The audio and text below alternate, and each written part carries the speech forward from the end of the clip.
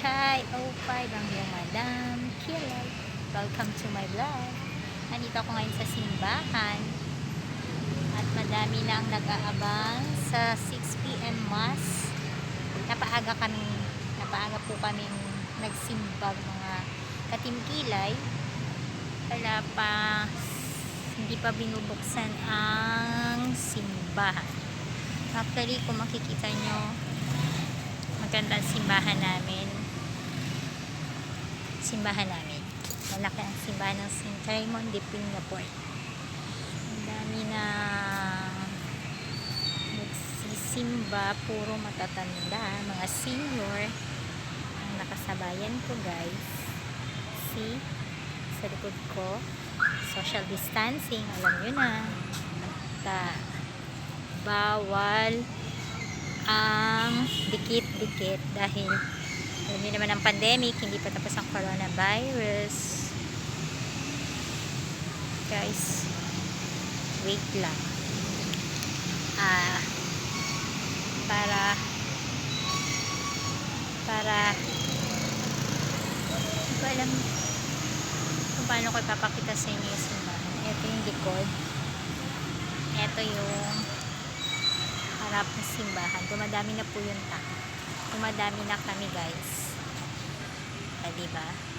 Marami na nagdadatingan kasi limitado lang ang pwedeng pumasok sa loob ng simbahan. At kailangan hiwalay o tatlo lang sa upuan. Kaya mga katingkilay, isasama ko kayo sa aking panalangin, sa aking mga dasal.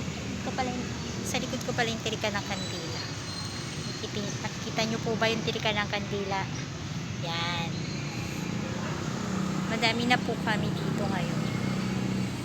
Mga ilang minuto pa kaya bago buksan yung simbahan. Ready na kami. Ready na magsimba mga kota. Kaso makita nyo, sarado pa po yung simbahan.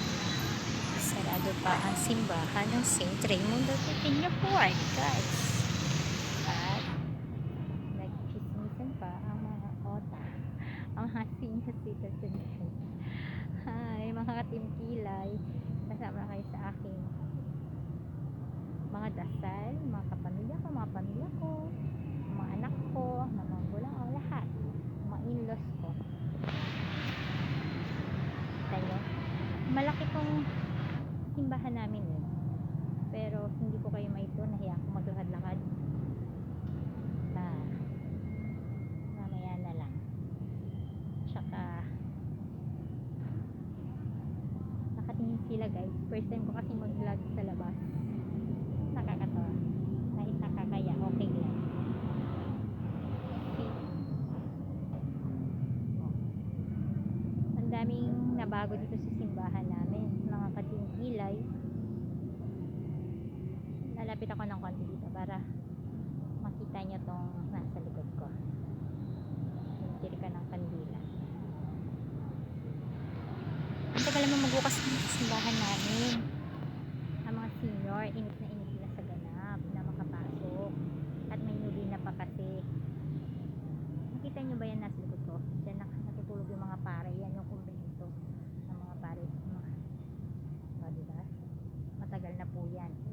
Matanda pa yata sa lolo ko. Isa nanay at tatay ko pala. Naku, dumadami na yung mga gustong pumasok sa simbahan. At ang tagal kasi, asa kaya ang magbubukas ng pintuan ng aming simbahan? Nakakatawa. Second anticipated mass na ito. Kasi actually binago na kasi ang mga mass dahil gawa nitong COVID. Kaya nakakainis. Hindi na normal. Kailan kaya ulit magiging normal ang lahat? O sige na. Mamaya na lang ulit. Next ko na lang ulit vlog. Bye bye mga Team Thank you for watching. Don't forget to subscribe and click the button. Just follow me. Lagi po kayo mag-subscribe pala kayo at lagi po kayong